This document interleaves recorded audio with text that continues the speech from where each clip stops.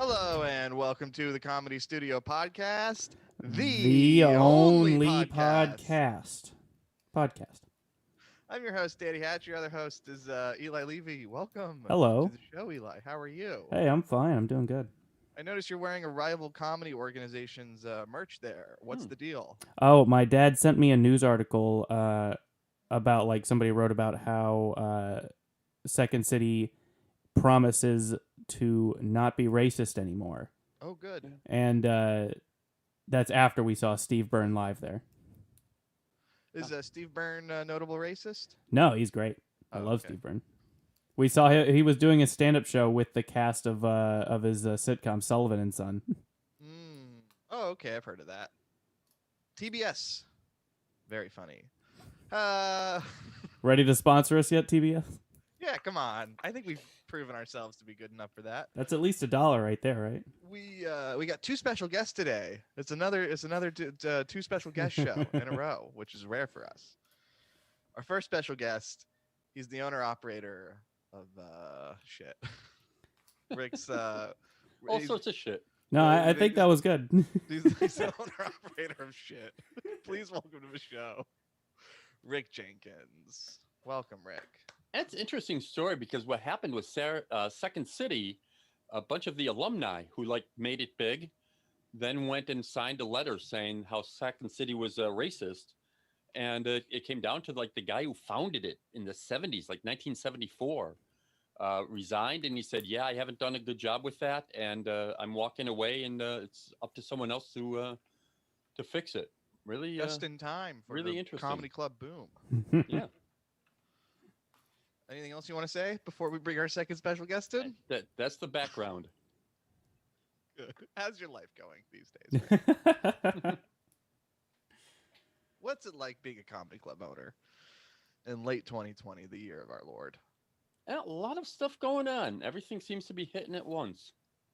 I'll tell you about very it later. Diplomatic. Am I mistaken, or is there a wig hanging above the sign behind you? I believe it's a wreath. Yeah, it's a wreath. Okay. You wouldn't know with your Jewish background. What is that circle tree doing? Our second special guest. Evil. Does he know what a wreath is? We'll find out. He's the owner. Does comedy. Welcome to the show. He's a comedian. You must admit, Mike Kaplan. I do admit that I'm a comedian. Happy to be here. And what is a wreath other than a wig for Julius Caesar? Am I right? I'm pretty sure that he wore one of those as well. A Christmas. No, because those were laurel leaves as opposed to pine fir. So these would be more of a thorn of crowns. Yeah, and that wreath doesn't give me a sense of wanting to stab it incessantly. Yeah. Okay, fair enough. Well, that's my first swing and a miss. Here's my second swing. Have you thought about, now that Conan is going to be he's closing down his show on CBS, graduating from TBS, I apologize. Very funny. Our TBS sponsors. I call Conan BS. But there's going to be an opening, 11 o'clock on, I think about trying to pitch the Comedy Studio podcast for a new TV show. Do you think you guys got some media buzz? I think we've got the bandwidth to do that kind of thing, certainly. And the skill level. I mean, Conan talks about how easy it is all the time to do his show. We have been getting some media buzz. He does talk about that, doesn't he? Mike, have you done Conan? Oh, yeah. Thank you for asking, Rick. I think that Conan is the show and or late night host on whose show I've performed the most. Really?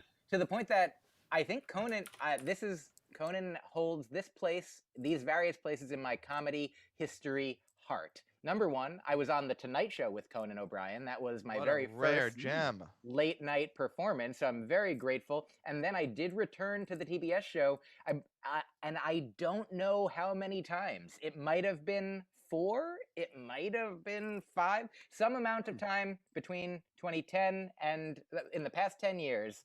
There were some years I went on every year. For a couple. There was a couple where there'd be a few in between, but I think I've been on Conan the most. Yep. So much that I'm an asshole. An interesting side note is that I think Conan is the credit that stand-up is the biggest stand-up credit, because Conan is the only one. Being Conan, absolutely. Okay. Rick, come on. Don't take your ball and go home. Rick. Don't take your why is laurel and go Conan home. the biggest? Because he's the only show that has a full-time stand-up producer. JP Buck does not book music. He doesn't pre-interview guests. He just works with the stand-up comics. Is he the one in our announcement? No, that's Frank Smiley. Look at that. Some comedy studio trivia. Frank Smiley, Supervising was the producer. booker for many years. Was the first booker that I ever submitted to and auditioned for. And eventually, when I was on the show, he was like, "That's good," but he was not the JP Buck was the person who gave me my first through fifth-ish shots. What was the vibe like on the Tonight Show with Conan? Did they know that the end was near? Were they kind of just trying to do a smash and grab? Was Jay Leno biting in his heels? Great question. They did. I did not know while that was happening. So if they knew, I was on in December of 2009, and I think it only lasted until maybe February of 2010 of 2010. Yeah. And I remember so I feel very fortunate after the fact. Our friend, comedy studio friend and longtime comedy doer of Boston, Shane Moss. He got to be. He's been on Conan many times. He was on Late Night, Late Night with Conan O'Brien, and he was offered to be on the Tonight Show with Conan O'Brien, but he had a new album or special coming out in March. So he's like, "I'll go on. Can I go on in March?" And they were like, "You can definitely go on in March." So that was a tragic tale. Now, do you think they were yanking his chain? Do you think they knew, or maybe they were blindsided if they were offering dates to someone in March? I really think. I definitely don't know. I think that the people that I know that work there are kind people. They're show business people. They're business people. Yes. But they're everybody that I ever worked with there were nice, and it's hard for me to imagine them being on the inside, just being like, please, we're offering you March, but please don't take March. Please, we can't tell you, we can't let anything out. But you got to. Also, I think with Conan that for that late night show, they were working on week by week contracts at one point. Ooh. So I think there's sort of an industrial an identity there of, hey, they're always talking about canceling us or moving us or whatever, and we're our own unit. I think there's sort of an institutional muscle there of Leno's making noise, the ratings are making noise, they're making it, but we don't worry about any of that shit because we've been through it before. Conan should start a podcast now that he's got this free time. Danny. I think he'd be good at it. I've been listening. You really want someone else to start a podcast after right. how many episodes Eli. we've been pushing JP our Buck only It's getting podcast lonely, Eli, narrative? is what I'm saying. I'd like to have a friend. Conan needs a friend. Yeah, just listen to JP Me. Buck on it yesterday. Oh, Ah. that's wonderful. Yeah. He's the guy we were just talking about, right? Yeah. Oh, good. One of the I don't have dementia. one of the proudest nights I had, which was really, really amazing. There was a show called Live at Gotham, which was a sort of the start of your first TV spot was usually there. And Shane Moss and Mike Kaplan were on the same show. Wow. Now, Mike, And we all gathered around the TV and were very, very proud. was Batman hosting the night you were on, or did he take off that night? I believe the Do person. you get it, Eli? Do you get it? I don't get it. Danny, am I supposed to get it? Are you Like saying that there's Gotham. some sort of connection between the club that Rick mentioned and the Batman? In the city? Oh, Yep. now I Yeah. understand. I think you're going to need to explain Marvel that a little Comics, that's further, right. Danny. Danny, No. here's a couple things Yes, that I I'd want to let say. it try. Oh, please. Number one, Do not restrict believe- yourself. I'll answer the question that you asked, even though it seems like now it was not asked in good faith. You don't care who actually hosted, but I will tell you that it was D.L. Hughley. The car from something, right? He voiced the Also- car. I think I know him best from Studio 60 on the Sunset Strip. Oh, sure. SNL, but The West Wing and less funny. Mm-hmm. But Got but Chandler also in it. not trying to be funny. It was On I the really same liked time the as show. 30 Rock. Yes, but they were very different shows. It was a drama about a comedy show, It which was I a think real Same background. interesting. deep impact Armageddon kind of thing. Kind of, Danny, kind of. Yes. Um, Yes. it is. that night, Live at Gotham, that was my very first TV performance of any kind. Also on that night, Liz Mealy, still a wonderful comedian, longtime friend as well. But it was really great to be on with Shane. And the final thing that I want to say for right now is I was there's a what is it? I'm like a TV show, a late night show, a web show. There's a web show that Steve Hofstetter invited me to be a guest on a few times. Steve is one of the hosts. Ben Glebe is one of the hosts, and then there's a third host, and Chris Bowers is the third host, and they run a tight ship over there. They're like, we've got 3 hosts, and then we have you as a guest, and then we have another guest. Sometimes there's a third guest. There might be 6 people potentially talking at once, and they're like, so we always do our best to not talk over everyone. But we as the hosts, we'll always defer to you, our guests. And so I just want to let you guys know that there are systems in place, but like I like that you guys do things a little differently. And we do the CNN approach. Just to know that there are other ways out there. How dare you? The final come on a guest on my show, Danny. I would like to say one last thing to you about you. This one's a nice thing. My favorite kind of subject of thing. Here it is here's why I didn't understand your Batman joke is that every joke, I'll say it. I'll boldly claim every joke that I've ever heard you make is hilarious and complex, and I love it. And so I was like, oh, there must be some reference but it was like, this was like the mystery, the missing link here was that it was just like a straight right over the plate Gotham Batman. So you're saying hiding in plain sight. You thought beneath me is what you're saying. That is incredible that you thought there was a lot more to that joke than what Danny actually put in. Thank you. That's very flattering. We did bring a meta Hatch joke. Have you ever been in a movie, Mike? I have been in arguably at least 1 and maybe 2 movies, depending how you define movies. Yeah. I got a third one for you, probably, but let's hear the first 2. Okay, so last year, it's so hard to even think of. I'm like, this can't be last year because it feels like a billion years ago, of course. But in June of last year, my friend Dylan Brody, I don't know if you're familiar, he's a wonderful comedian since the 80s, a storyteller, a writer. He is, I love his work, his comedy, his videos, his books. And he wrote a movie and produced it and directed it and shot it and asked me to be in it. And I was. And the only thing is, I don't know if that movie can be seen. I don't know if it is available. Can it be heard anywhere? Yeah, I don't know if it can be sensed with any of the senses. Maybe only smell. But it was on. There was all the things, all the makings of a movie, like the various cameras, the people with the slate, it was definitely a movie. Craft services. Yeah. Oh, yeah. They definitely.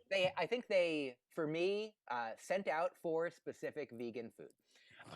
Do you think it was a front for something? You must have been above the line. I think it was just a guy who had never made a movie, making a movie. Wow. But a fantastic creative. I just did a kind of a podcast-like chat with him that's on YouTube now. Not a podcast. Don't worry. But also he was a guest on my podcast, Broccoli. What? Fantastic talk, Danny. Rick has also been on. Danny, perhaps one day you will be on. Yeah, everyone in my life around me has been on. My partner's been on. Your girlfriend has been on. My best friend Rick has been on. But the movie that I'm confident to say that I've definitely been in and can be viewed, as many movies can, is the sequel to Henry Phillips' Punching the Clown, which is, I believe, now called Punching Henry. I believe I know the name of the movie that I'm in. It went through several name incarnations, but Punching Henry.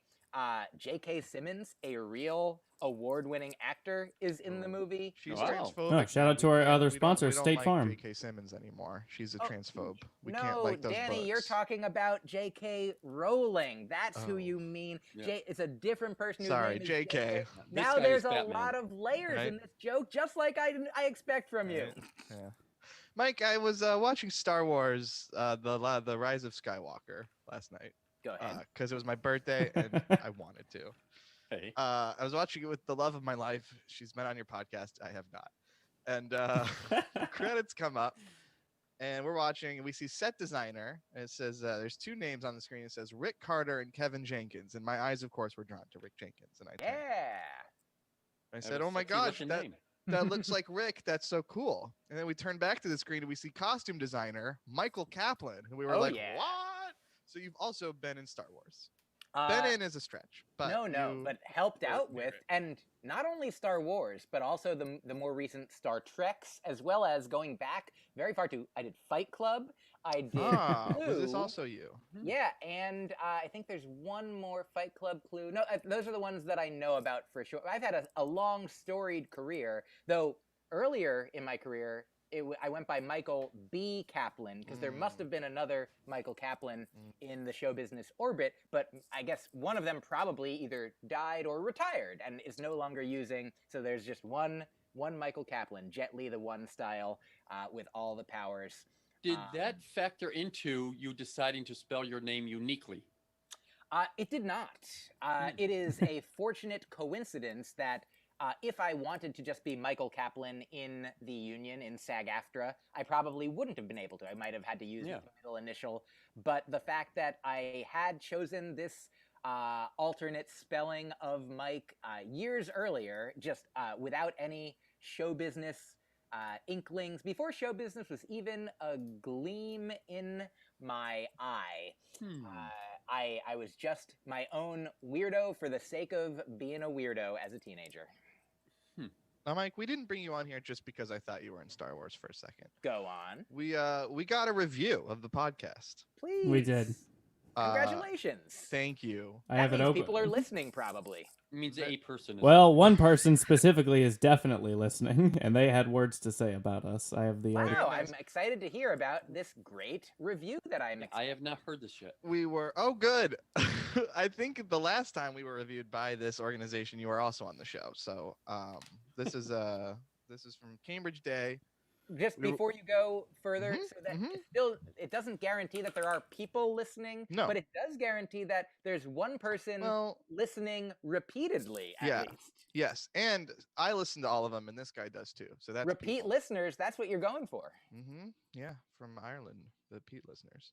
Go on. So this is an article on Cambridge Day, podcasts from Cambridge and Somerville. Among the millions, a few that really capture our city's nature. And he lists 4 podcasts: the Brattle Film Podcast, the Improbable Research Podcast, the Women Are Here Podcast, and Comedy Bang Bang. Women Are Here podcast sounds interesting. That sounds interesting. I'd love to. Wait, Who's on now, that? I might have zoned out for a second. Jackie Cation and Laurie Kilmartin. Podcast? What's that? Was the Comedy Studio podcast listed among them? It was, yes. It was. I misread. Sorry, my glasses That are was blurry. a Danny layered joke. I think I saw stars and that looked like Comedy Bang. It is the Comedy Studio podcast. And here's what Mark has to say. By the way, the other 3 podcast write-ups, very nice. So just keep that in mind as you hear what I'm about to read. Great. We are very Perhaps- happy to be in the article. A couple of the lines from the other ones that are nice, just like a I'll read some adjectives, some choice adjectives. Yeah, give us some background. The Improbable Research Podcast is now venerable. The Women Are Here podcast is an intense focus. And the Brattle Film Podcast, you'll devour it. Now, the Comedy Studio Podcast is perhaps the ultimate hangout podcast. That sounds great. So far, so good. Just like the election. Stop the count. If you like hanging out. Yeah. Oh, yeah. Perhaps the ultimate hangout podcast with not much more agenda than a group sitting around and catching up. Fair. With the through line that the topic of comedy is guaranteed to come up sooner rather than later. Also, he got us there. Okay. Comedy Studio Club owner Rick Jenkins is every episode's, quote, special guest, and every episode includes recommendations of something having to do with comedy, a Netflix special or an insightful book, and local businesses to support. But the bulk of every show is chit-chat and war stories with hosts Danny Hatch and Eli Levy. All of our war stories. And here's where it gets dicey. Though you'd imagine a heavy rotation of comics, weeks can pass without new voices.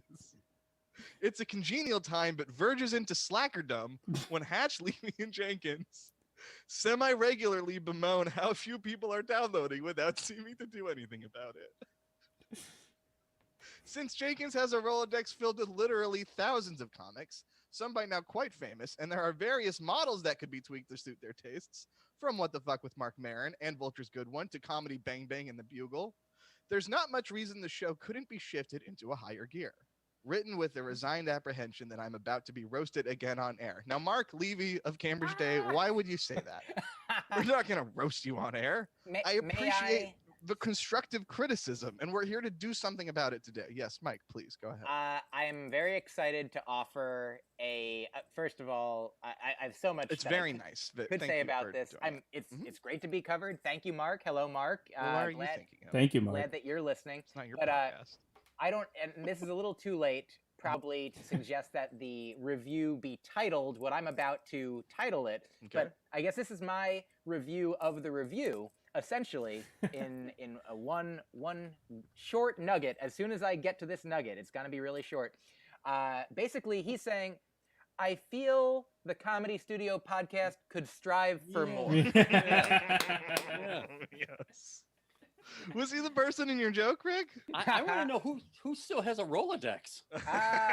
Do you know who does? My grandmother just passed away this year at 91, and so my mom still has my grandmother's physical Rolodex. Well, mail it to us, and we'll see if we can get some of those folks on the show. My I want mom's to say got to a Mark, Rolodex. truly, thank you for including us. Any roasting we do is loving by nature. We're slackers. How could we roast anything to completion? We apparently fuck off all day and piddle our peds. Well, here's Yes, please. I was going to say, Why don't you go? just a quick question to throw out there that doesn't need or have an answer. Mark Levy, make Are sure you to write an happy article. with that? please. I mean, Yeah. I Oh, got yeah. the feeling I'm the happy with it. podcast is sort of Yeah. like we don't want, we're not tweaking it so that we get a bigger audience. We're just doing, you're doing the show you want to do. I'm and it doing the just show that happens I'm not to- afraid to do. I will say, I do love having guests. Sure. Mike, you're a Best. great guest. You're a wonderful Thanks so man. much. My favorite guest, Mike. The only comedian I'm not afraid to talk to. But That's nice. we have definitely had guests on here before that not all of us are familiar with. So trying to fill an hour to talk to them is sometimes difficult. That's so interesting. I wanna Yeah. say a couple things and ask a couple things. Number one, I want to say that it is like to be included in that list of podcasts. Like he really clearly does like what you're doing, Mhm. and, Oh, yeah. and Very what nice. he's like enjoys. Like could include any number of podcasts there. Could have had only 3. And similarly, you do appreciate that he is covering it, and that's why you're covering him. It's this. Mhm. It is like It's a a hug. nice back and forth. And the question I have for you, Danny, I mean, here, one more statement about you. Like, from when you used to do your own podcast when you lived in New York, one thing that you did was have, like, you prepared a lot. You had, like, segments, and you, like, wrote jokes for some of the segments and had very specific questions. And part of the game of it would be, I don't like where you're leading me. as your guests would be like, when do we, and you're like, no. And then you had, like, your comedy sensibility shined. And similarly on the Comedy Studios podcast, when I remember, like, the first time or two that I did it in person, like, you had, I remember, like, stacks of paper, like, with, topics to get through, maybe current events, maybe very specific questions tailored to the guest, me at the time. And if I listened to the podcast, then I'd probably hear you tailor questions to other guests as well. I'll start listening to I'll start downloading the podcast. I'll give Thank you. I Yeah, might what happened to that guy? Shut up. But How dare you? but I guess my question is, and you've kind of answered it, Danny, Uh-huh. but I have follow-ups, is so you're making the podcast that you're not afraid to make. That's What right. is The bravest thing one can do. What's the podcast that you're afraid to make? The one I used to make. I mean, wasn't it exciting to make that podcast? But it ended so poorly. But The while whole it was, thing ended very poorly for me. but yeah, but Set while me it back was, a couple years the way that whole thing ended. that's fair. But do you think that? I feel like weren't there maybe specific elements of that particular podcast situation that are unique to that situation and not to you doing a podcast. Sure, but you can't tell my brain that. I You can think- tell my ears that. I'm trying to get in there. Get in Mhm. there. I think what No, we're getting at is that when Danny has too much fun, the podcast suffers. Very dangerous when I have. But I don't think When that's you were true. doing I the think other show, didn't you have a feeling of, oh, gee, if I were just in charge, I could do this and I could do that, and now you have. I the would have ruled the opportunity. world. Yeah, but now I've been humbled. I think I want power look, hungry Danny back. Because I you have the think- opportunity and you're not using it. I don't know. I don't like that this is being turned around on me. Frankly, I had a whole very poorly planned out bit for this show, and this is not at all where it's going. Oh, apparently not well look. enough. You are a special guest. Danny, I will remove special from your title, Mister. No, No, please. Look, I lost the performing bug. We had stopped even doing this podcast for a while, and then the pandemic came back around, and we started it up again without much thought, which is good. But I'm just rolling with the flow. That's my answer. I mean, I love this. Is one of my favorite podcasts to do. I love being a guest. I love talking to you. Now, that's nice, but when you consider that there's only one podcast, to say that this is one of Danny. your favorites I love doing is it, yeah. kind of insulting now. What would have to change for you to have it as one of your favorite to listen to? I mean, Ooh. great question. Sponsors? That is More a good ads? question. I'm gonna answer it in a moment, but I want to offer this. Yeah, Like please. I'm always happy to be here as a guest, and I can't even imagine what it would be like to be in a situation where we weren't able to fill an hour talking because of who I am, who you are, who we all are, and that I'm certainly not unique in that. I'm not the only person who could have an hour-long conversation with you.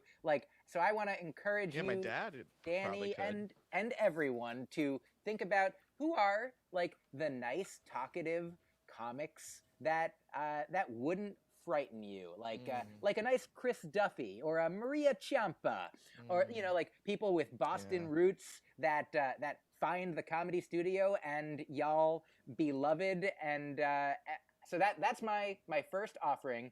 The second question, great question, Rick. I would say the main thing that keeps me from listening to most podcasts is just time. That I'm filling my time making podcasts, listening to music, making music, watching comedy, doing comedy.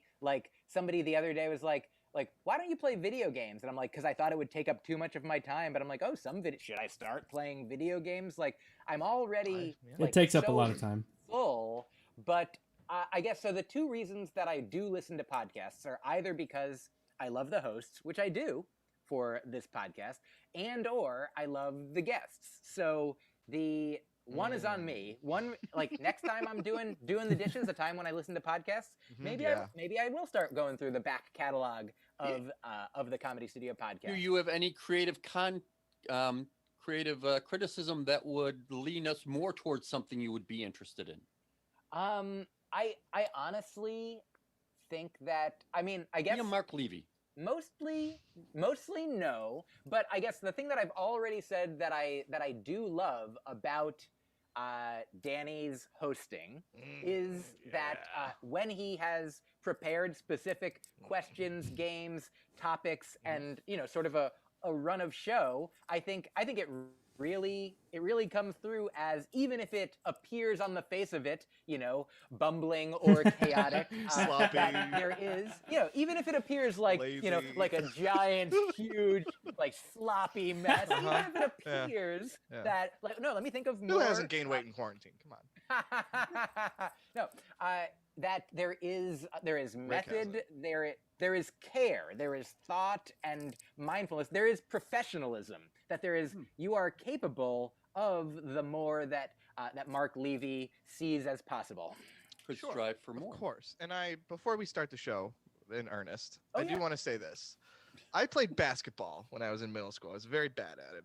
I rode the bench once you were allowed to not let kids play every game. But in the games that I did play, it was very rare for me to score a basket. It would be once or twice a season.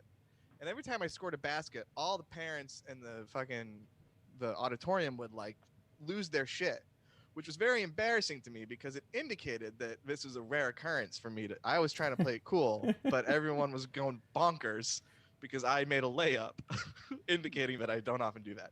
So I'm getting flashbacks to that as I, for the second time I've ever gotten a review of my podcast in my life, devote a whole episode to it.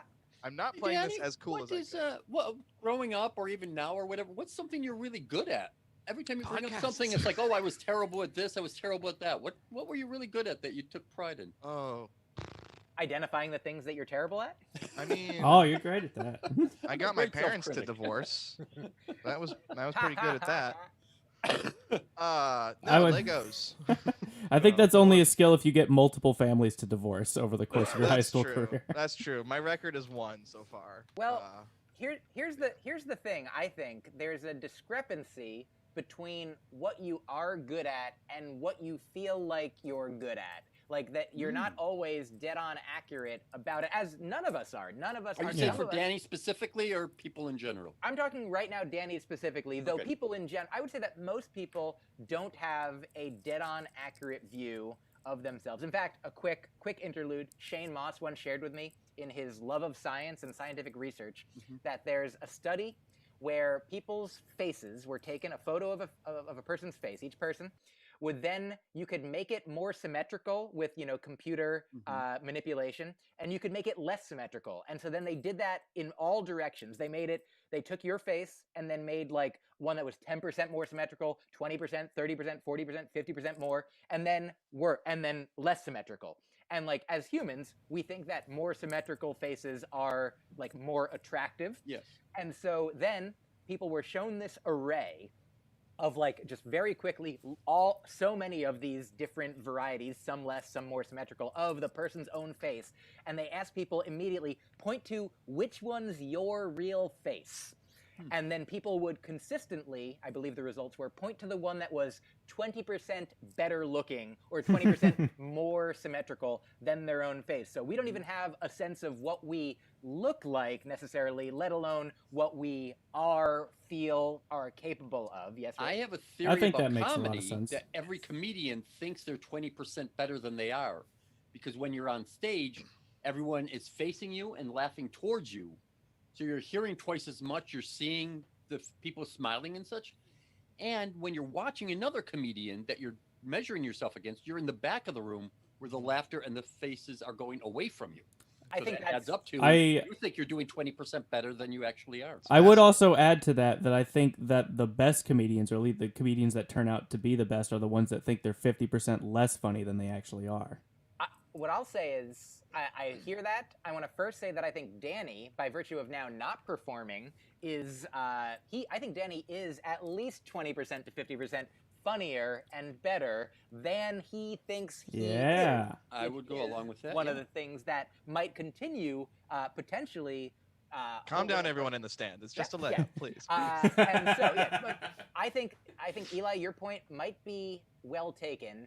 That I do think that when I started out, we might have talked about this.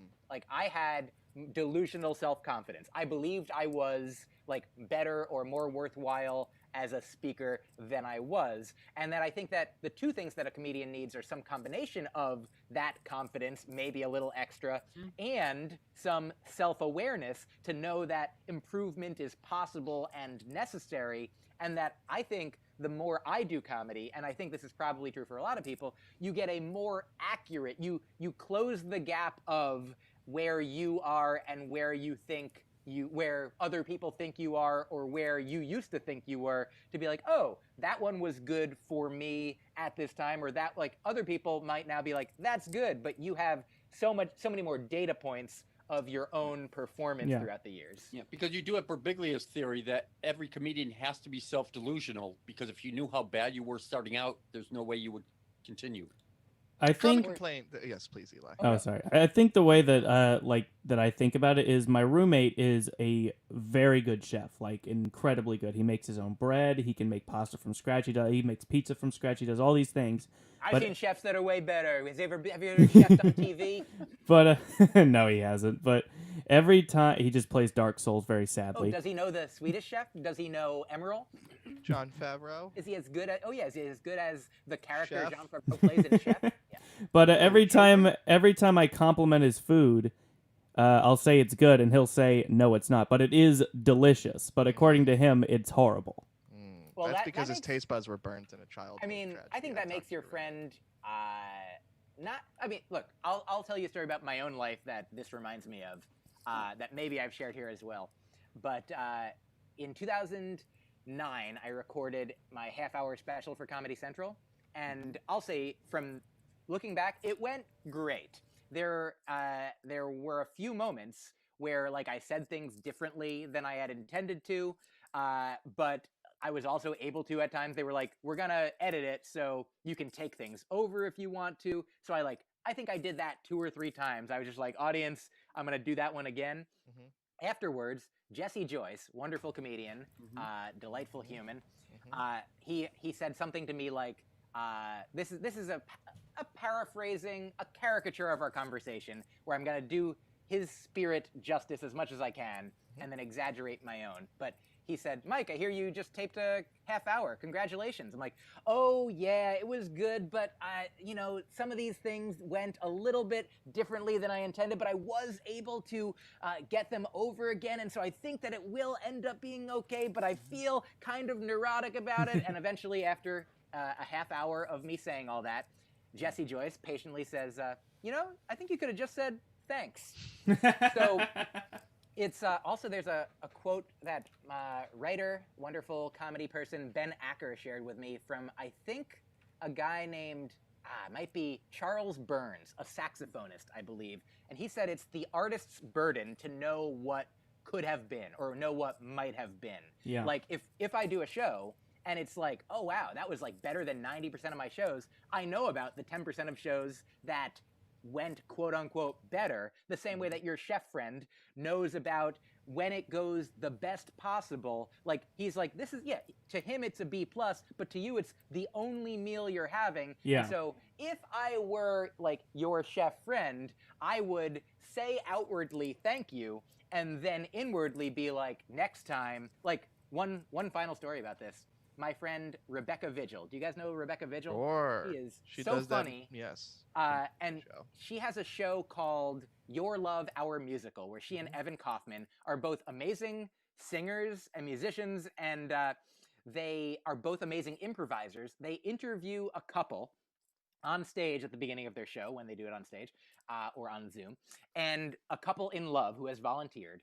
For about 10 to 20 minutes, they learn about their whole love story, how they came to meet and fall in love and what their life is like. And then for the next 30 to 60 minutes, they improvise a musical of that love story, Your Love, Our Musical, with musicians that are improvising as well. And it's unbelievable. It's so funny and amazing that they're creating music, harmony, lyrics that rhyme, the story of these people on the spot.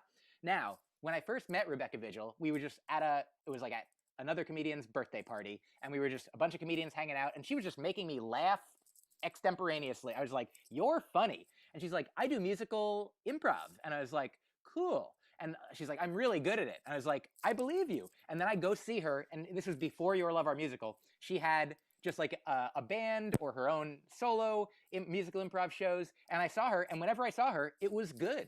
And I was like, that was good. And she was like, every time, the first like 3 or 4 times I saw her, she was like, nah, that wasn't it. And I was like, but it was good. It was.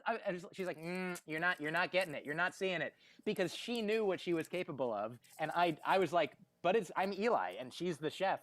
And so there are some comedians and chefs and people who do have like, and the more you do it, the more experience you have, as close to an accurate representation of what you're capable of at your best as possible. And then when I saw Your Love, Our Musical, I was like, oh, is this what you were talking about? And she's like, yeah, this is what I'm talking about. I'm like, oh, of course. And so like right now, the Comedy Studio podcast is good.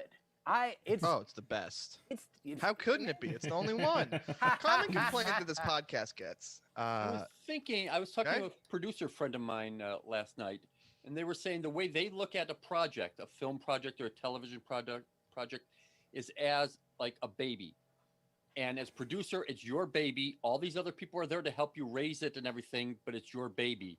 And I think because of self-esteem or whatever, I have a tendency to say, will someone adopt this fucking baby? I have no idea what I'm doing. Yes. and I'm drunk and high all the time. I can't take care of a baby. So I guess the question is whose doorstep can we leave this podcast on? Can we leave this podcast on Mark Levy's doorstep? Yeah, I believe the fire station. You can just leave it there. Oh, Well, quick common complaint. Yes, please. quick shout out to Mark Levy. You are now officially welcome to the Levy annual Xmas family reunion. So Oh, You yeah. definitely have him as a guest. Anytime he Yeah, wants. I was gonna say, why Standing not have him? invite. Because have I'm him as scared a of. guest. Because I'm scared of him. he's our unofficial Common complaint special this guest. podcast gets is not enough big guests. Rick has a Rolodex, a lot of big names, and we should take advantage of that. Now, Eli, can you take us off live real quick? Yeah, sure. 1 second. great. Okay, Now, this part, and I'm gonna edit this part out of the podcast. Mike. okay, So here's what I boom. want you to do. You're really good at impressions, and your impression of Jesse Joyce just sealed the deal for me. Spot on, my friend. I'm gonna ask you to be different famous comedians. Not that you're not famous, but like, and then Different in post, I'm gonna just tweak your voice a little bit because you're gonna get me most of the way there with your impression. The magic Then of I'm gonna- post production. I'm just gonna tweak your voice a little bit in post so that it seems like we have like all these really big comedians that Rick knows who would be on the show. Does that can you do that? I'll do Got my it. best. Okay, great. Eli, can we go back on live now? In 3, 2, 1.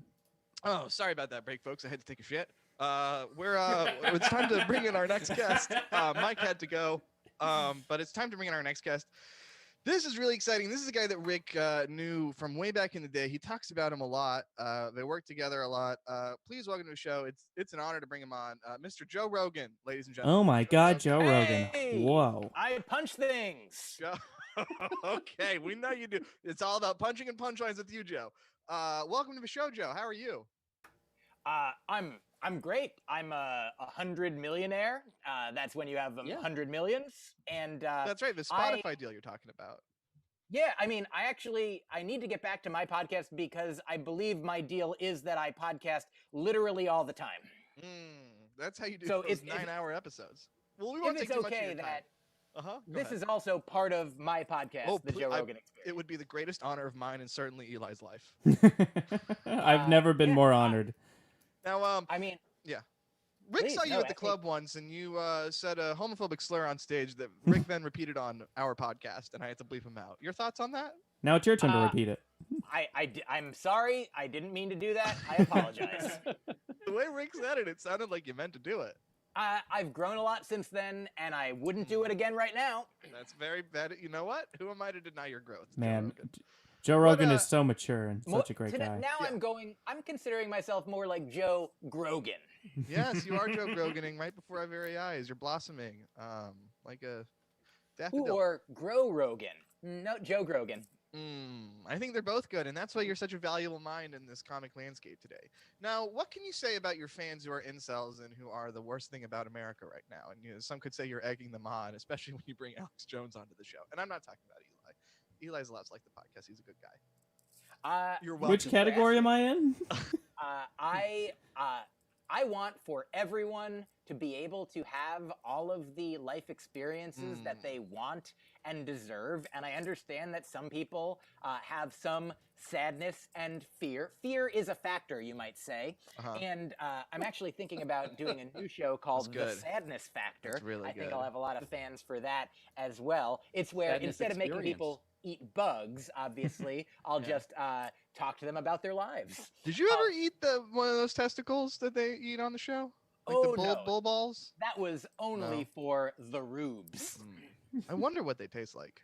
But yeah, I only want there to be joy and mind expansion and Joy Rogan. learning. And so I think if people are getting angry, that's not I'm angry about that. Okay. Well, that clears it up for me, Joe. Thanks a lot. Anyone got questions for Joe before he has to leave? Yeah. When it comes to Spotify, do you like it? Wow. I was told that there would not be any hard-hitting questions. I have to go. I'm sorry to pull a Now. Gallagher on All right, Mark he's got to go, Maron's Rogan. style. Go Rogan. All right. Thanks very much, Joe Rogan, ladies and gentlemen. Our Like next Gogurt. Joe Gogan. Yep. No, Spotify's calling. They need you back now. Thank you. They gotta said go. you can't be on another podcast. Our next special guest. This is really exciting. Even bigger than Joe Rogan, some might say. although others would disagree. You might know him from his movie Sleepwalk with Me. Please welcome to the stage, the show, Mike Birbiglia. Oh, happy to be here. Now, Mike, you and Rick go way back. Maybe Rick, you could you could relive some of your glory days with your old buddy Mike Birbiglia. I'm happy to. Thank you. You're so polite. One of the nicest guys in comedy, they say about you. I do my best. Aw, good. Rick, your thoughts? Thing that always impressed me about Mike was that when he working out Sleepwalk with Me, he would come up to the booth and ask my advice on the set, on his material, and I'd feel really wonderful that I was so highly considered, and then realize that he asked absolutely every single person in the room. Now you're for using a their lot of comment and would bring it back the next night with the tweaks. you're using a lot of third-person pronouns when he is Really? right in front of you, so you could just ask him yourself. Say I'm you. sorry. I was asleep. I was sleep-deprived. No, here's what I want you to know about that, Rick. It's not that I want you to feel special, because you are special, and everyone is their own special self, in that you could tell me things about my set that only you could tell me. And then Danny could tell me things about my set that only Danny could tell me. Danny couldn't because he wasn't there. But I watched but the movie. I can give you some thoughts. Danny, what did you think of my movie? I liked when you took a shower and it was pizza sauce. Oh, thank you. Yeah, I love pizza. I know. That's it's a big part of your character. You love love pizza and cheating on your girlfriend. Mike Birbiglia is to pizza as Garfield is to lasagna. Wow. That's a bold claim, Mike Birbiglia, but I think you've earned the right to make it. Anyone have any other questions for Mike Birbiglia before he has to go? I think he has a new baby who needs his attention. It's an old baby. Really? You good call her luck, the new one? Or him? I called her the new one when I was doing it on Broadway, but it's not. It's the slightly less than new one now. Good luck this weekend. You're doing working it out shows, which you're dropping hints. Maybe your next Broadway performance. Oh yeah, I can't reveal my secrets even Sure. to myself. We wouldn't ask you to. Okay, well, thank you very much, Mike Birbiglia. It's Mike what a pleasure it Birbiglia, is to meet everybody. you. It's a Big fan. thrill. Have we never met before, Danny? No, we haven't. Oh, well, hello. Really? Hi, nice to meet you. Okay, thanks to Birbiglia. All right, thanks. folks, our next special guest, same initials as our last guest. Isn't that fun? And maybe I lined this up on perfect. Please welcome to the show, Maria Bamford. Oh, hi. This is my Mike Kaplan impression. Oh, it's so good. Now you are the lady of a thousand is voices. on. They call you. How do you conjure up so many exotic, wacky voices, Maria? Well, I don't think that they're necessarily exotic. I think, I think about the people in my life, like my mom, my beloved recently passed mom, my sister, soon to be, in the grand scheme of the universe, like there's no plans for her to be deceased anytime soon, but we are all mortal. You have a dark view of things, Maria Bamford. Yeah, I've had some challenges, some struggles with mental illness, but I am doing my best to, I guess, really just look within myself, and I find all of the exotic voices right there. So I'm a little bit lucky that I hear all these voices just by, they sort of just come to me, but also I am working very hard both on my comedy and on my mental health. Oh, that's so great. Maria, have you ever worked with our good friend Mike Kaplan? Mike Kaplan did. I have performed with him. I definitely know him. I mean, Eli. What do you think about him? This is kind of number one, a strange question to ask me when the first thing I said was I'm doing my Mike Kaplan impression, so I must know who he is. But I don't know if he remembers this, but I would say one time in the past 10 years, he opened for me at the NYU Skirball Center.Skirball? I never know how to say that. Ski ball with an R. And and then also at the it's not the Hungry Eye, but it's the I Street. It was a temple, a synagogue in Washington, D.C., and they were he might have thought that they were like the most fantastic shows. I think I could do better, but I think it was like, if you didn't know me, you'd be like, wow, what an A+, and I'd be like, it's an A. You sound like my friend Eli's friend. Oh yeah, I mean, I listen to your podcast. Oh my gosh, you're one of 100. And 100 uh, plus. but yeah, I loved having Mike open for me, and it Good. was so yeah. He's What great. about when our good friend Janet McNamara? Well, Rick and Eli's good friend. I don't know how she feels about me, but She likes you. She Rick and likes you. Eli's good friend She Janet likes you, Danny. McNamara open for you. How did that go? I think it went great. That's good. I really mostly only remember the time that Mike Kaplan opened for me. Kind of tunnel vision. I mean, I know that Jackie Cation has opened for me a good amount of times as well. We are very Yeah. good friends, of Yeah. course.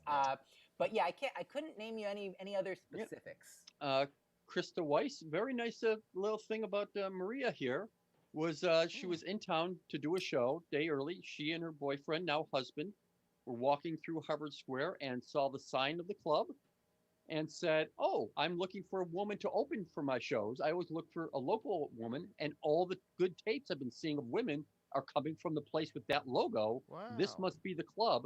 And she just, Anna just walked up there and said, "Do you think maybe I could do some time?" And I was like, "Yeah." How was she? So How were How you? was I? really, How were really you? good. How were you? She is really, Thank really you, good. What were your first impressions of the club? I love it. I love addicts. He's sure. We're not in one anymore. Now Who we're in doesn't all love of our houses. addicts? It's still not on the ground floor. That's true. I don't think any of us are on the. Well, Eli's in the basement, so Oh, right. yeah, but when I was there, it was. Oh, I yeah. had to go up some No, stairs. couple stairs. No elevator. There's a dumbwaiter, but that was just for food and scorpion bowls.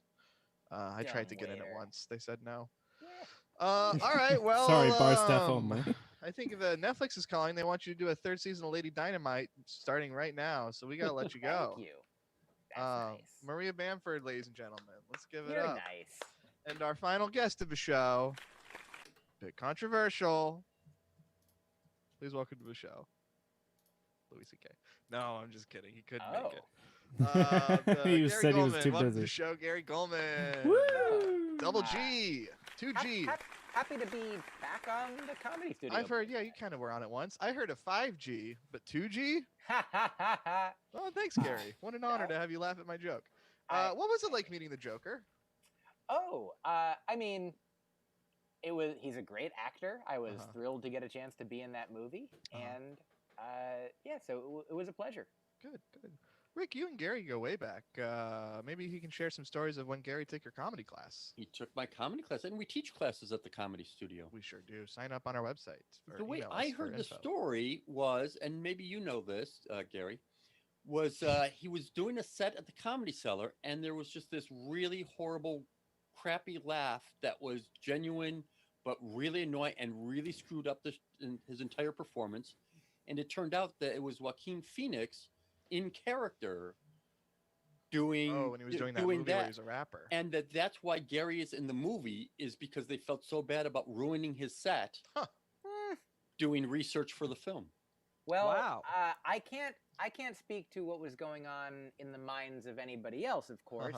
Yeah. But in fact, the thing that I really remember most is the time that Mike Kaplan first opened for me at Boston University. And I believe You it two was go way back. late 2005. Mike had just won BU's funniest student competition, which part of the prize was to get to open for one of the acts that was coming through, and it was me. I think at the time he was a little, he might have been disappointed because he had worked with me already. He knew me, I knew him, and like the year before, the winner had gotten to open for Dane Cook in front of 1,000 people. But over the years, I think Mike has told me that he actually came to value getting to open for me even more than that, because that put us on a path to become the friends that we are today. That night, even though I had seen him before, that was the first time that I really watched his act and listened and told him that I liked one of his jokes, which I believe he told me it meant a lot to him, that he, I'm sure it did. only 3 or 4 years in, felt like that this pillar, this massive, this presence of comedy that he felt I was. I don't mean to, but that I was, and I was just genuinely saying that's a funny joke, and I wish I wrote that. I wish I'd thought of that. But it meant so much to him that I remembered that experience so much more than even meeting Joaquin Phoenix and getting to be in what I believe is an Oscar-winning movie. You when Torgasm, you guys do any funny pranks on the bus? Not really into pranks. No? So Okay. yes. You don't strike me as the type. Anyone No, got questions for Gary about his book? Maybe you got a book coming out, right?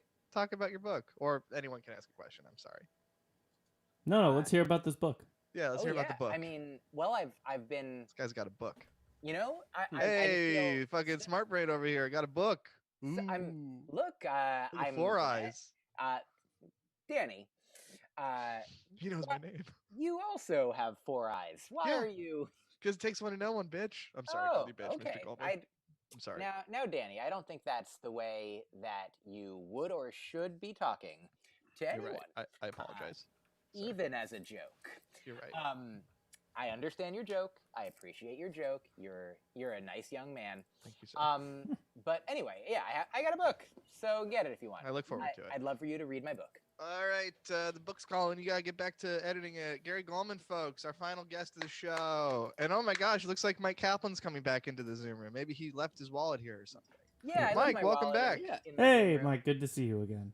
You missed. Yeah. We had like 4 fucking crazy big guests. Wow, didn't I hear that? One of the criticisms you've received is that you haven't been having as many big guests, but now and that my show's not enough like Comedy Bang Bang, and I feel like I killed 2 birds with that stone right there. Now we just need to make it a lot like WTF with Mark Maron. Yeah. Hey, fuck you. Remember when we fought once? I mean, I never got over it. I think that earlier when we got too close to how you really feel. That's true. That was pretty close to yeah. Yeah. I've never done Marin, but I bet that's what they talk about there. Me. Okay, so that was the bit that I thought could take up the whole episode, and it's good that we saved it for last. I mean, in a way, it has. That was a good one. Okay, Rick has to go soon, so let's. You know what? Actually, I was just going to text that. Is my 2 o'clock got moved to 5 o'clock? Oh my gosh, we've got another. So we got a podcast until 5 o'clock, baby. I'm doing private teaching, and we moved the lesson. Another now, class Rick, you can get. I'm glad that you're doing private teaching, but just know that the person that you're teaching is also going to everybody else for private teaching as well. Not this now, one. how would you know that, though, Mike? Because you weren't. That is something our other guest, Mike Birbiglia, said. Well, you were gone. Oh, I mean, so. I'm not referencing anything from the past. I'm just telling Rick a thing that I couldn't know about his own life. Great. Or so could you? you? Bits on the show. I plan stuff for the show. It's there's a lot of hard work that goes into it. A lot of guests to How do book. you like that, Mark? Yeah, no, but no, thank you for doing. I mean, I'm sorry for that tone. How do you like that, Mark? Yeah. Same words, different meaning. Rick, how would you grade today's episode? A+. How far apart? Good. 11 out of 10. How far apart were those reviews? When was the first one, and when was this? The first one wasn't so much review as just it was an article about how, and I think you were on. It was whenever the last time you were on the show because we talked about it then. It was an article about how hard it is for to get stand-up comics to do Zoom, and I think the pull quote was like, Danny Hatch, booker of the Comedy Studio, says Gary Goldman refuses or something. So it wasn't so much a review, but then that started us really laying into this poor guy. It's been nothing but. I can't wait for his next article to say that the Comedy Studio podcast has learned absolutely no lessons from previous articles. I mean, at what point do you become part of the story, Mark? You're supposed to just report it. I mean, it's like a Charlie Kaufman episode. Yeah. We should try to get that guy as a guest. Speaking of, I'm thinking of ending this podcast thing. Or maybe do a podcast about trying to get him to be in the podcast. Now that's a clever idea. I mean, have a script on my desk by Monday. If I may offer this, this is truly what I love about this podcast, as well as, I mean, I think fun time. You specifically, Danny, have this energy that now, if I offer this idea of Charlie Kaufman, then everybody else also, it's everybody, is that could be a whole separate podcast about a Charlie Kaufman style podcast, which this kind of is. That just any opportunity, any idea, any joke, any thought, itself could then zoom in or blossom outward into a whole thing of itself. Back before we did the bit, I mean, before all those big guests Before came you in, when I left the show. Yeah, before, like, it's weird because also afterwards you said that's the bit that I thought would take up the whole episode. So it's hard to tell, like, I don't know what the fuck I'm saying ever. Why would you take me as a primary source? well, for that's anything? fair. You know, I'll Yeah, offer come this. I don't One remember time, half the shit I say on this podcast. I saw a Stephen Colbert interview, and it was like, I think during the time that the Colbert Report was on, or maybe just after it. And the interviewer said to Stephen something like, "Oh, so how do I know which Stephen's gonna be answering the questions? If it's gonna be Stephen Colbert, the character, or Stephen Colbert, the person?" And then Stephen said, "Well, just let me know which one you want to answer a particular question, and I'll answer that way because I'm not trying to trick people. I'd like for everyone to know when I'm doing satire and when I'm telling you my sincere beliefs." And like that was so meaningful to me. Always a problem with satire. But with Danny, I mean, I feel like here's how you I are zoned out for like a sec. Stephen Colbert. Ooh. Is that when you said that was a fun bit that we did, then I knew who you were, Danny the person. And when you said, now we're going to be introducing our next big guest, I understood that you were Danny the character in the bit. And so it's not that you, like when you say you don't know what you're doing, you do know what you're doing, even when you're saying, I don't know what I'm doing, because That's in that my moment, trick. That's my secret cap. I'm always knowing what I'm doing. And I agree. And so the point that I think I was going to get to, was before all those guests came in. Yeah.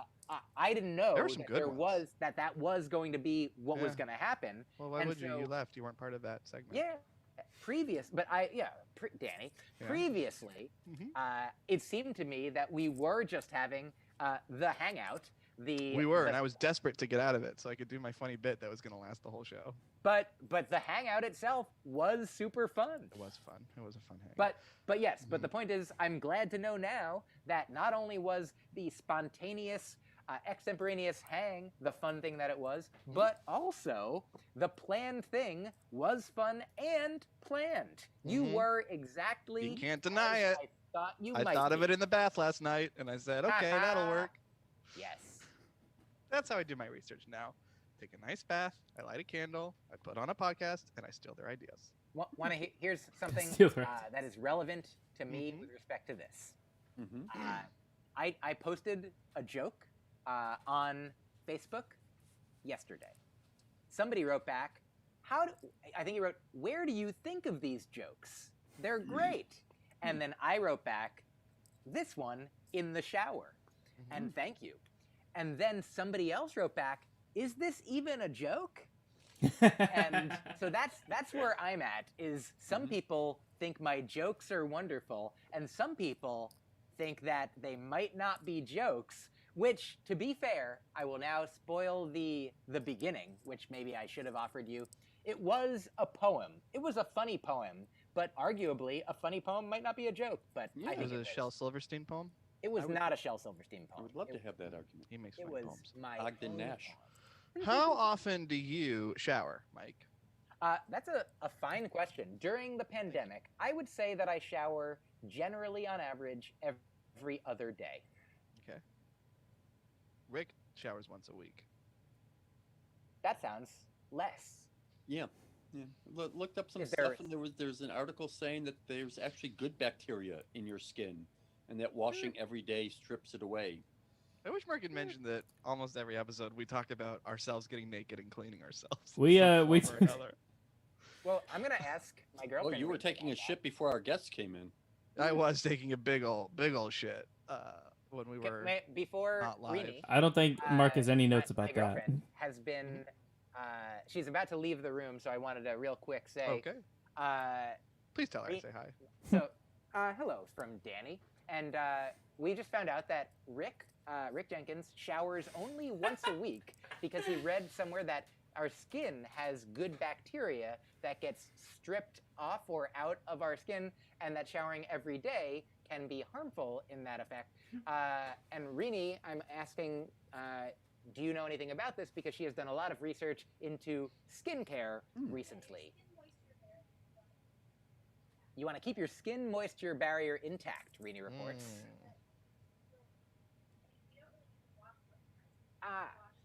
So she says you don't need to wash every part of you, so don't put soap on all of your body every day, but you do want to maybe get your areas that smell, your Yeah, various armpits. The analogy I heard was, which I thought was interesting because it ties into one of your really, really good jokes, Mike, is that Thank you, Rainer. your stomach has that good bacteria that we're now using, so we have probiotics and all that, and your skin is an organ.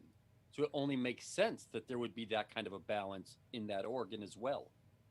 It does make sense. And also, though, I'll share that it's important to drink a lot of water every day, 3 liters on average, depending what your size is. And so water is important to cycle through your body to keep replenishing your body.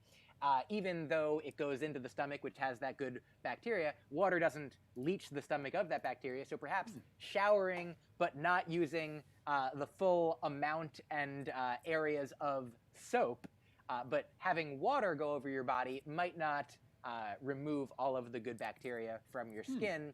I am not an expert, but also as long as you're like, I can't smell you from here, so Yeah, you smell fine to me. Boy, enjoy. I'm glad I didn't have a hard out. Ha ha ha ha! We wouldn't have gotten to this. Yeah. No. We should all do an episode of the podcast where we're all in the bath or shower for one of them. I should let it know And that let we us right have down this looked it path. up on the podcast before. Do what? We've What's looked that it up on the podcast, whether it was good Yeah. or bad to do that. This seems fine. Rick is fine. He's making good decisions. Yeah. No, I And think I- it's great. Yeah. Look, What else would we bathed talk too about much. at the end of the podcast? My body is my baby. Yes, and adopt it. Okay. Well, it seems like we're treading water now. Ha ha ha. Once a week. So let's get into some. Danny. Yes. It seems to me that joke that you made Mhm. was better than Pre-planned. the ha ha ha that you made fun of it with. I was not making fun of it. I was laughing. Now, Danny, the way that you laughed was not the way that you normally laugh when something's genuinely, sincerely I have a lot funny. of different laughs. I've That's noticed. fair. My body I can mean- produce various sounds. I need to That's start fine. making them sound Okay, I effects. accept. You thought it was Yes. very funny. That's one of them. I can go up. Oh yeah, that's great. That's one of them I usually do during Rick's set. Rick will say something like, "Hey, did you hear who died? Noam Chomsky. He was past tense." And I go, That joke was actually written by one of the students. "That's right, As an Addison." exercise to try and write a joke in my voice. Yes. And what the ultimate pleasure that must be Boy, the students were so to good. have this someone year. write a joke in your voice. It is fun. That's a good one. Yeah, it is a good one. When he dies. Yeah. Yeah. I mean, you gotta save But them the up. way you do it in the shows too is funny.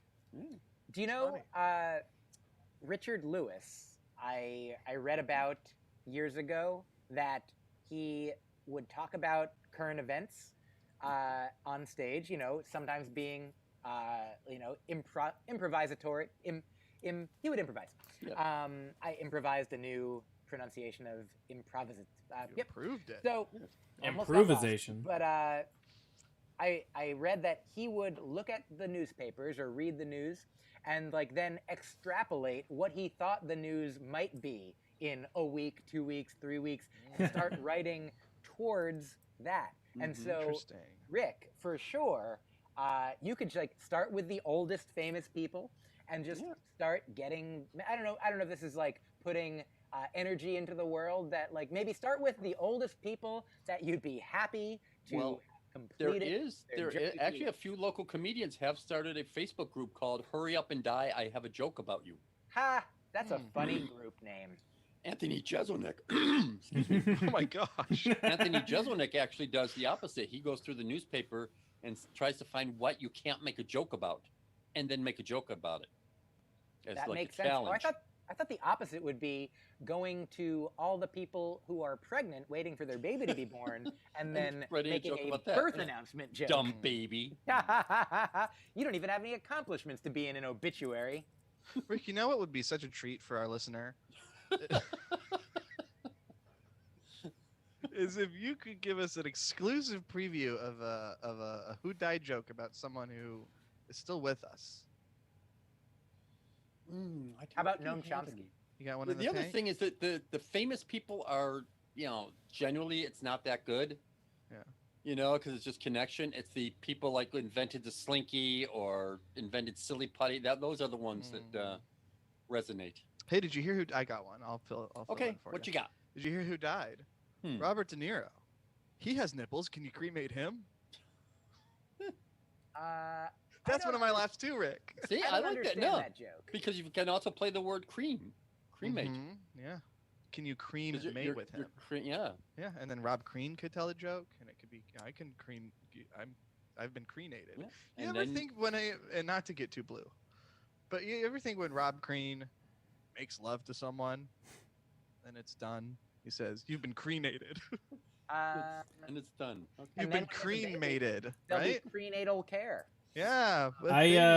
I've been shouting out every single person that we've had on the podcast today in the comment section. I don't think I'm going to tag Rob Crean on that one. I think you'd be flattered. I'm not saying anything uncouth. Fuck it. Maybe I am. In which case, I apologize. Rick, I feel like you have here's a whole new avenue as well, because I started to think like, oh, here's one. What about the guy who invented the light bulb passed away? I'm like, oh, I mean Thomas Edison passed away, but why not do them for people who passed away before you started even doing these, like famous people throughout history? Like, hey, did you hear that Alexander Graham Bell died? Hello? Yeah. Hey, the guy who invented the light bulb passed away. How many people did it take to carry his coffin out of a church? Yeah. I could do people who never got a roast. Yeah. Never got like a dinner. Vegetarians. If you're a comedy historian, there was a famous comedian whose whole bit, Georgie Jessel, was never got a roast. Lady Godiva, who said, "Is it chilly out here?" Never got a roast. I Sounds like that. A fun piece of history. Yeah. What a great history comedy has when you think about it. All the greats. Opie and Anthony. Yeah. Steve Those are all the Crowder. greats. Don't forget Joe Rogan. Jimmy Savile, Joe Rogan. What an illustrious rogues gallery comedy has. You want my recommendations? Yeah, I guess. Okay. While we were talking, what came through is that Wonder Bar is officially closed, which is sad. Another that's another Boston stalwart that's shut down due to Corona and government regulation. one of the few sticky floored clubs that supported stand-up comedy. Interestingly, on this, my business recommendation and my comedy recommendation flipped. Really? Whoa! Hold the phone. This is We're never going happened on crazy this now. show. This is amazing. Wow. When I started the day, my plan was to go with Jennifer Trainer, who's an old friend of mine, passed away good 10, 15 years ago. Very funny, and she did Evening at the Improv. Okay. So my comedy recommendation was going to be that, and my business recommendation was going to be buy Gary Peterson's album because he's a local business and we should be supporting comedians. Yeah. Good. But I couldn't find Jen Trainer's thing on there, but I found her music CDs. So I'm going to go with my business recommendation would be either Call Me or Let's Get Away From It All, jazz singing from Jen Trainer. And my business recommendation, my comedy recommendation, Yellow Belt Confidence by Gary Peterson. Okay. I guess that counts. You kind of sold it as like being much more monumental than it turned out to be. Well, I just thought it was Flipping of the interesting. two. My comedy it is, recommendation yeah. became my business recommendation, Yeah. and my business recommendation became a comedy recommendation. No, like it's it. a wild world. Friends Ooh, became baby. lovers, enemies became friends. Boys became men become werewolves. It's a song. I'd like to recommend. I had it earlier. The Eric Andre show, his interview with Blake Griffin and some guy who was on The Bachelor. I watched those clips today. The things this guy gets away with. Is there somewhere I can post my picture of me and him? The you and comment Eric section Andre? on the video, Yeah, or just post it on Okay. Facebook. and or send us on the podcast. Facebook as well. That works. Are too. we getting any comments, by the way, Eli? Yeah, we've been getting a bunch. Well, let's hear them. I mean, where do you Read 'em want to? all. How far back do you want to go? Free of context. No, it's just nice to know someone. Well, in the beginning, my mom said I'm listening and then thumbs up. So she has heard all of our Good. wonderful bits / very serious interviews with many wonderful guests that we've had today. Friend of the show. Eli's mom. We should have had her on again. Jesse Nicole commented a bunch of times, mostly ha-has and wows, and So that's what I like to Oh, hear. and Jesse also said that we all have great chemistry, and that's what makes the show great. Yeah, we're a fourple. There we go. And my local business recommendation, I had it for dinner last night for my birthday. It was not as special as when I had it the year before my birthday, but I gotta go with everyone's favorite chain Japanese steakhouse, Benny Haha. Ah, Danny. No, it's Benny. Benny Haha. Oh, my mistake. Yeah, they're a local business. It's not as good when you get it takeout. They don't cook it in front of you, but it was still a nice treat. Okay, Mike, what about you? For my business recommendation, I'm going to. I think I've recommended this business before. It is a local Cambridge, Massachusetts business that my friend Shelley runs. It is a letterpress and otherwise. I don't know how large the scope is, but she sells greeting cards. She does wedding invitations. Lately, I have been going on her website, which is Albertine Press is the name of it. Albertine Press. And I'm been sending out I just ordering a birthday card or a holiday card with the various holidays coming up. I sent one to my dad and his wife, and they received it. And my dad was like, "Did you move to Cambridge? Because this card came from Cambridge." And I was like, I did not. But they'll send a card to anywhere that you pay them to. So yeah, Albertine Press. The cards are Shelley does some of the artwork, and then there's also other artists, and it's a great way to support a local art business. And What a nice thing. my comedy recommendation I will offer, if you've listened to this podcast the whole way, you like weird comedy stuff, and so I'll recommend the comedy and art of Nick Vatterott, Joe Firestone, Aparna Nancherla, and Ramin Nazer. Those are, and Baron Vaughn, why not? Ramin did your backdrop, right? Ramin did the artwork for at least 2 podcasts and at least 1 album and a headshot of mine. Follow him on Instagram. Get Joe Firestone's podcast. Listen to Nick Vatterott's album called For Amusement Only, I believe. And whoever and Aparna, watch her Netflix special and watch Baron everywhere that he is. And Nick Vatterott has a very funny podcast with Nick Turner called Get Rich Nick. Get Rich Nick on Earwolf. Every episode, a different get rich scheme. And I think some of them have paid off for them. Great. All right, premise. Eli, take us home. It is a good premise. We should try it. Okay, my local business recommendation is going to be my favorite pizza place in Alston, Massachusetts. That is Charlie's Pizza, down the street from me on Alston Street. They are fantastic. Charlie himself is one of the nicest pizza men I have ever met. Great You guy. ever tell That's near Grasshopper. I recommend the restaurant Grasshopper. You ever tell these people that you recommended them on your podcast to try to get some discounts from them? No, I have not Me yet. either.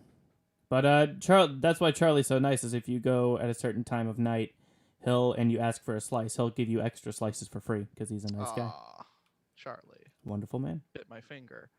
Did he ever bite your finger? No, he bit my heart with his delicious pizza and the calories that come with it. That's nice. And for my comedy recommendation, my good friend and Boston comedian or New England comedian Al Kostakis has a hilarious YouTube channel where he has unboxing videos for the various lightsabers he's bought with his stimulus money and the e-scooter he bought with his stimulus money, and they are fantastic videos. I recommend giving them a watch. A previous guest, really Al stretching Christakis that on stimulus YouTube. check. I will Yes. grab his YouTube channel right now. ALCHRISTAKIS. Hey, well, we did it. Another one in the books. I can rest easy for a whole 6 more days before I start to think about what to do for the next one. Any parting words?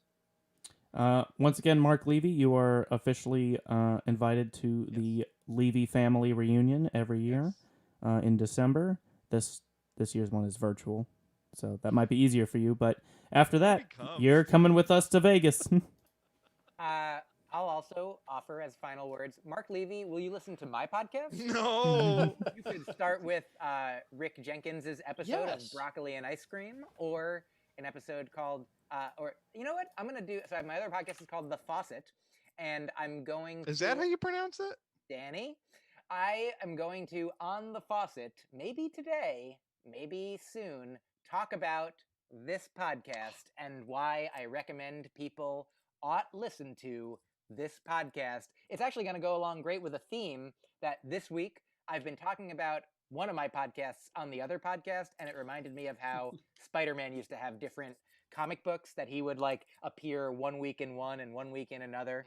And so now this is like a crossover episode between my podcast and your podcast. So I would also like to say thank you because you have a very, very entertaining show with Liz Glazer. And 2 weeks in a row, you mentioned the Comedy Studio and your support of said club. And I thank you. So thank you for being present. Here's a secret. Maybe I should not make this secret, but I just realized now, like, Liz Glazer and I have started every Wednesday night, depending different times, usually maybe 7 o'clock, sometimes a little later. We'll do an Instagram live show for about an hour that we now call Weird Week Wednesdays, because we used to do it on Friday. So we're like, oh, we're doing it on Wednesday. It's a weird week. But now we like doing it on Wednesdays. So every week, Weird Week Wednesdays on my Instagram and Liz's Instagram.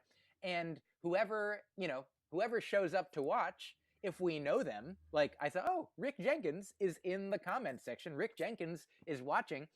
We, both Liz and I, stylistically and just like humanity-wise, we're like, oh, when we see a person's name and a person who we care about, we say it and we talk about why we know them. So essentially, anyone who visits and watches for part of our show, at least, will essentially end up being a sponsor of the show. So tune in any Wednesday, and if I know you, I'll say, and I usually wave to you and say hello to you, whoever you are. But yeah, always happy. I mean, Rick, you can be the Mark Levy of Mike's podcast. You can, and whenever there are like Google alerts about me, I'm always happy to read reviews. I'm especially happy to read nice reviews. But the last thing I'll tell you is there's a musician named A Music Recommendation. You guys could do that too if you want. Music Recommendation. Sam Bayer, I believe is his name. Bayer. I know him because we used to both do the open mic, which was mostly a music open mic at Club Passim in Harvard Square, every Tuesday night. And I know him because I got a Google alert one day in 2010, probably. And basically, his review, it was a review of me from when he first saw me at the open mic, and I wasn't good. And now he saw me do my half-hour comedy special on Comedy Central. And he's like, that's how you get good, is you start bad, and you just keep doing it until hopefully you're not. Yeah, if you start good, there's nowhere to go. Absolutely. Yeah, our sweet spot is start bad. And the end. Thank you, Mark, very much for your advocacy and including us. And let me know if the check is cleared. Oh, we do have a comment before you go for you, Mike. Yeah, please. Jessie asks, and I don't remember what this is a reference to. She asks, "Did you have a spider time, Mike?" ? Oh, that is a reference to a couple different things. Number one, the podcast that I just mentioned, the two that I've recorded, the most recent episodes of The Faucet, were named after Spider-Man titles. Like the original Spider-Man comics that I read were Amazing Spider-Man, Spectacular Spider-Man, Web of Spider-Man, and simply Spider-Man, the unadorned Spider-Man. And so, for example, the most recent podcast episode is Web of Spider-Grace, is what I called that one. And then I think the other one was The Unadorned Spider-Pod. But also, she's referencing my bar mitzvah, which was superhero themed, and we had shirts that had Spider-Man on them. They were red shirts with, I believe, white writing, Spider-Man swinging, classic Spider-Man pose, and it said I had a super time at Mike's bar mitzvah, but Superman is not Spider-Man, so I made a joke that I said the shirt should say I had a spider time at Mike's bar mitzvah. Or I had a man time, because that's when you became a man. That is... Danny, there you are with your layers again. And look at that. Was that the joke that you were setting up to this whole time? With that Batman reference? Wow. Did you have a Batman time? I shouldn't have put it now the master, you've seen the master at work, And Rick, apology accepted. That is so much And- better than my bar mitzvah theme. My bar mitzvah theme was golf themed because I played golf at the time in middle school. Did your dad pick it? I didn't know what I liked as a person, so we went with what sport I played in high school, which was golf. That's so funny. I will say we had our party was at this indoor golf place that has like virtual golf where you hit the ball into a screen, That's and really that cool. was sweet. And it had That's a, cool. Cool, Sure. yeah. but Was this that doesn't around change the time- fact that my bar mitzvah was golf themed. Was this around the time when Tiger Woods was falling from grace, or maybe this is a little before that? I was in middle school at the time, so I don't know what. How old are you? I am 26 now. So 13 years ago. Okay, so I think it was a Could've little been. before. Yeah, I think Tiger Woods. That was like 09, 11 years ago. Eli, my question to you is: are you doing stand-up these days? Not right now, but I was doing it before the pandemic, and I plan to do it after the pandemic. Okay, because I was gonna say, if you don't talk about on stage that your bar mitzvah was golf themed, Yeah. I want to talk about on stage. Well, I that do your already bar talk mitzvah about how I wore fedoras in high school, so I Yeah. should begin that bit with how I had a golf themed bar mitzvah Yeah. before that in middle school. That is a Yeah, very To good. dress like Rick. Makes you a Danny. murderer. I did wear a Would suit our and had a cane and a equivalent top of hat that in middle bar school mitzvah too. Be our what confirmation? Confirmation. Confirmation. Yeah, but I never. Or our first communion, maybe. First communion's But we were like 8. too young. Yeah. Yeah. But I never had like a party for my No. confirmation, and If I everyone did it may, together in my class. Jewish children, as they become Jewish older children, get a party, and there is the equivalent in Christianity. I understand is your entire lives are more a party than a Jewish life. Well, I don't know. Not you don't know, specifically, we- Danny. Oh, okay. You deserve a bar mitzvah. Could it be We golf themed? should absolutely throw Danny a bar Wait. mitzvah. I want my bar mitzvah to be Eli's. The theme is Eli's bar mitzvah. Ah, Charlie Kaufman. Oh, in again. that case, you Yeah. need to have a cold while you give your Oh. Haftorah portion, Oh, and you need to not practice your speech at oh, the end. that's done. That part's easy. I think you and can I'll do just that sleep part. with the fan blowing on me the night before. Get a little stuffy. Yeah, I guess it'd be confirmation. I never had a confirmation party though. Did I you, did. Rick? You Yeah. had a confirmation party? Yeah, I got Buffalo Sabres windbreaker. I was very excited. The New Yorker actually has a piece on all the comedy clubs and how they're doing shows on rooftops and Yeah. truck beds and Hey, stuff. Mike, are you doing this whole scammy thing where one of the clubs is pretending they're a church now? Are you doing that? I church am. service? I'm not performing in buildings that are not my home right now. So, Okay.